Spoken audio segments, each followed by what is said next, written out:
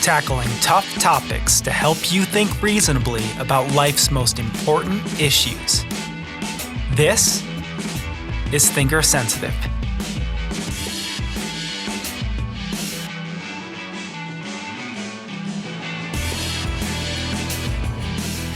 Welcome to another episode of Thinker Sensitive.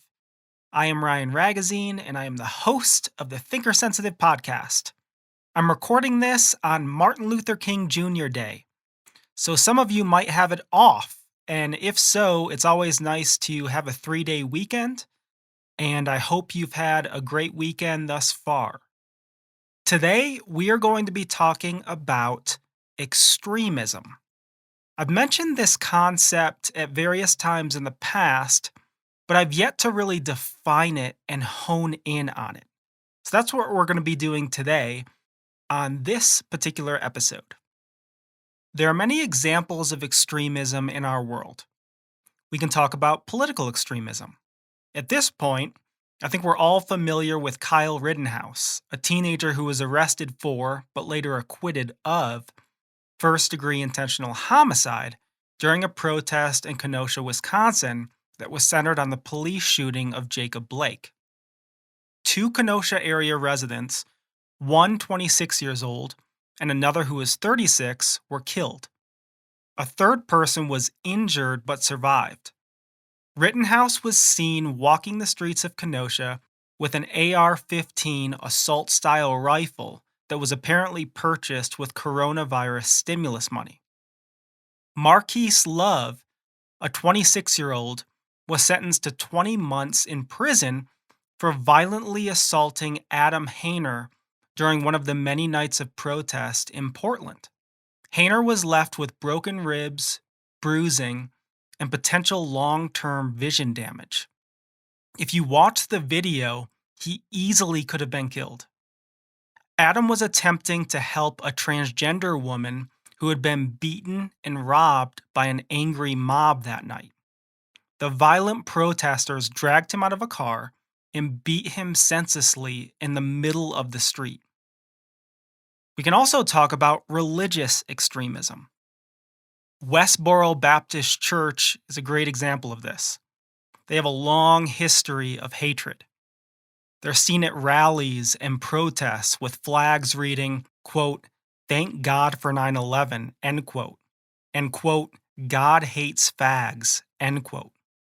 ISIS is another example of religious extremism. There are videos displaying the implied beheading of Egyptian and Syrian Christians on beaches. We can also discuss ideological extremism, which intersects with political and religious extremism. How about militant veganism, for example? There have been reports of farmers in the UK, Australia, France, and Spain receiving death threats and being physically assaulted by vegan activists. Here's a personal account of Alison Waugh, a trainee farmer in the UK, dated in 2018 from the BBC. She says, quote, "I find it degrading. I find it insulting, and frankly, I find it barbaric that somebody would accuse the people that make a living off of working the land of mistreating their livestock. When you're being called murderers and rapists, that is overstepping the mark. You do get death threats, which is quite ironic from people wanting peace around the world, but then they tell you, quote, 'I hope you and your family die in a hole for what you do,' end quote." The KKK is another example of ideological extremism. The American white supremacist terrorist hate group has a vast history of violence against Black Americans, Jews, immigrants, members of the LGBTQ community, and Roman Catholics. There are different types or categories of extremism, and there are different grades or degrees of extremism along a spectrum. We need to remember that humans are complex. We don't all fit into perfect boxes. I said last week that I'm personally intolerant of extremism. And that is true to a certain extent. But couldn't many people rightly or fairly designate me as a kind of extremist? The concept of extremism and the designation of extremism is certainly subjective and relative to the subjective interpreter. For example, someone who is a far right extremist might view a moderate Democrat as a radical, while someone like me, someone who is more politically moderate, often feels caught between extremes on both sides. But I might actually classify myself as an extremist, a particular kind of extremist under a particular category. This begs the question: is all extremism bad? Can we distinguish between good and bad radicalism? What am I? And where do I fall? These are the tough questions that we're going to be tackling on this episode. To begin, let's evaluate different forms of extremism. I'm going to narrow our discussion down to three major categories of extremism or radicalism: political extremism, religious extremism, and ideological extremism. Political extremism is characterized by radical imminence. Preeminent allegiance is given to political ideology. Political extremism is marred by intense tribalism, bias, prejudice, favor for a particular demographic. You see an us versus them or an us against the world mentality. It often breeds hatred, villainization, demonization, and dehumanization of others. You find radical intolerance of difference and disagreement, and an exaggerated and sensationalized perspective. This is usually combined with force and coercion. It seeks to gain and exert power at any cost. War, revolution, assassination, insurrection. Participants are willing to physically harm and kill for the cause. Political extremism involves a utilitarian or consequentialist ethic, where the end always justifies the means. It's marked by a lack of grace and love and gratitude and joy. Now, there are exceptions that we could talk about. The more drastic the political situation is, the more justifiable political extremism is. One could say that political extremism is relative to the political situation. Let me give an example. Dietrich Bonhoeffer, a devout Christian and staunch pacifist living in Nazi Germany, decided for radical political action, involving himself in an assassination plot against Hitler on the basis of the drastic and extreme political situation that he found himself in. The problem today is that we too often mischaracterize our current political situations as drastic or extreme. This stems from a general lack of perspective on both a global and historical level. Religious extremism is very similar to political extremism. Religious extremism is characterized by radical transcendence. Preeminent allegiance is given to religious tradition. It is marred by intense tribalism, bias, prejudice, favor for a particular demographic. Again, you find an us versus them and us against the world mentality. It breeds hatred, villainization, demonization, and dehumanization of others. You see a radical intolerance of difference and disagreement, and an exaggerated and sensationalized perspective. This is usually combined with force and coercion. Religious extremism seeks to gain and exert power at any cost. War, revolution, assassination, insurrection. Participants are willing to physically harm and kill for the cause. It involves a utilitarian and consequentialist ethic. Again, where the end always justifies the means. And just like with political extremism, it is marked by a lack of grace, love, gratitude, and joy. There are some possible exceptions that we could discuss here as well, but overall, in this context, I'm much less inclined to do so. Ideological extremism crosses over with and overlaps into the previous two categories. It shares a lot of the same characteristics, tendencies, and attitudes. I'm going to focus on the nature of the thinking and communication in this particular context.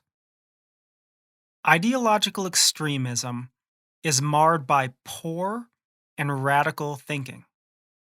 So you have polarizing, either or, black and white reasoning, where you have a lack of nuance, a lack of respect for the complexity of truth, simplistic, lazy, and childish reasoning. You also have dogmatic and overly objective thinking, thinking that's inflexible, close minded, unopen, and intolerant. There's often inconsistencies, contradiction, and hypocrisy here as well. Illogical thinking and a lack of respect or even blatant defiance of coherence. You find misclassifications and misappropriations. So you see uncritical and uncharitable thinking. This is often mixed with an unnecessarily narrow perspective, which we could call myopic thinking. You see hasty, impulsive, and deeply emotional reasoning that's unwise, that's unthoughtful, and uses a lack of discretion. And you have deeply biased and prejudiced reasoning. Reasoning that's selective, that's fixed, that's predisposed, and that is unbalanced. Ideological extremism is also marred by poor and radical communication, both in terms of what is communicated and how it is communicated. So you have sharp, insulting, ridiculing, mean-spirited, highly sarcastic, militant, and hateful speech. But you also have loud, highly emotional, angry, abrasive, heavy-handed, forceful, and coercive speech. As far as examples go, some within the anti-vaxxer camp may display these attitudes, or some within the cancel culture camp might demonstrate these tendencies. Before I bring this podcast to a close, I would say that we all have our moments. It's probably true that there is some extremism in all of us. It really comes down to whether some of these attitudes and tendencies are consistent and constant, or simply occasional and irregular in our lives and personal histories. But I want to conclude with the concept of Christian extremism, a category that both Dietrich Bonhoeffer and I would fall under. Now, it's important to note that I'm not talking about fake Christianity here, but real Christianity. Lord knows our country is full of nominal Christians, Christians in name only. In Christian extremism, we find a dialectic, a fusion between immanence and transcendence. Preeminent allegiance is given to Christ.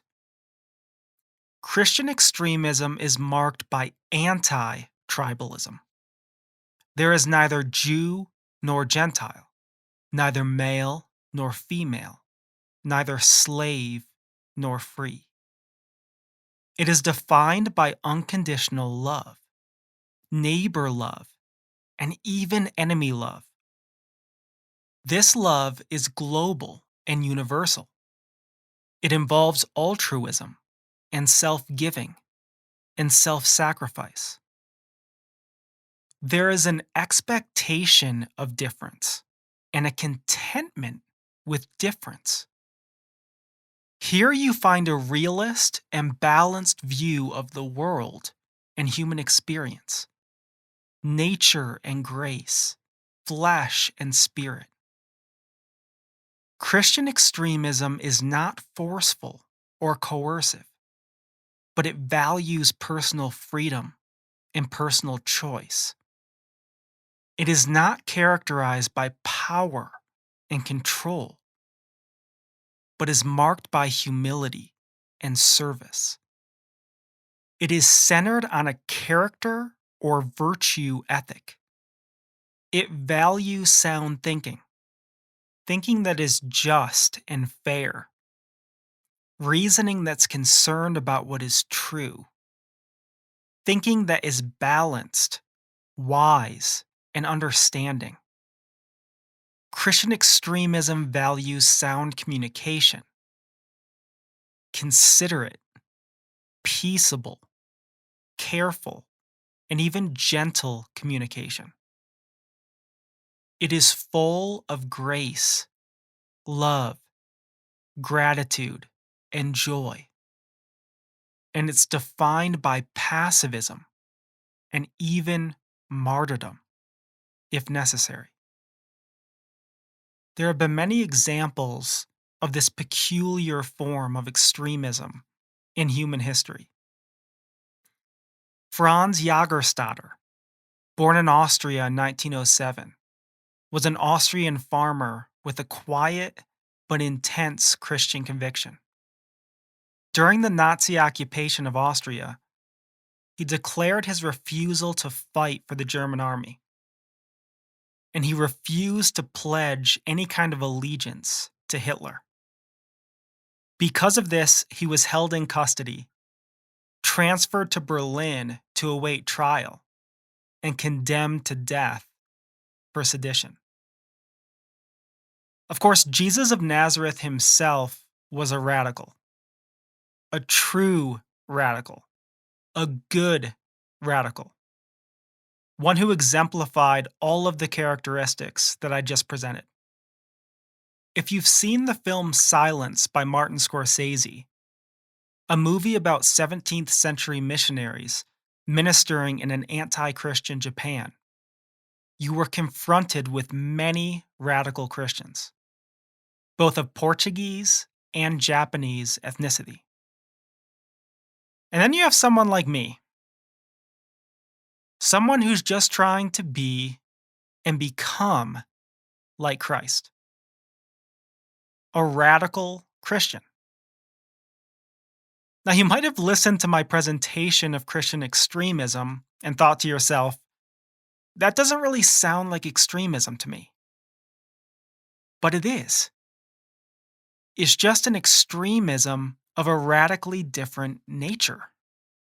This is seen in its emphasis on pacifism and martyrdom. If push came to shove, I would die for my Christ, and I would consider it an honor. See, political and religious extremists would kill for their beliefs, whereas Christian extremists would die for their beliefs. This is a radicalism of a wholly different nature. All of us are going to die one day.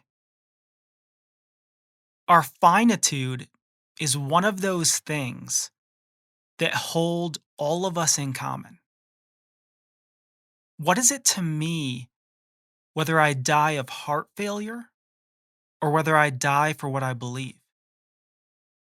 Honestly, I think I might rather die for my convictions than simply die of natural causes. For the former gives meaning to death, while the latter simply displays the futility and evil in it. This episode, and all episodes of Thinker Sensitive, are available at thinkersensitive.com, iTunes, Spotify, and more. If you enjoy our content and wish to donate to help us grow our online community of thinkers, please visit thinkersensitive.com.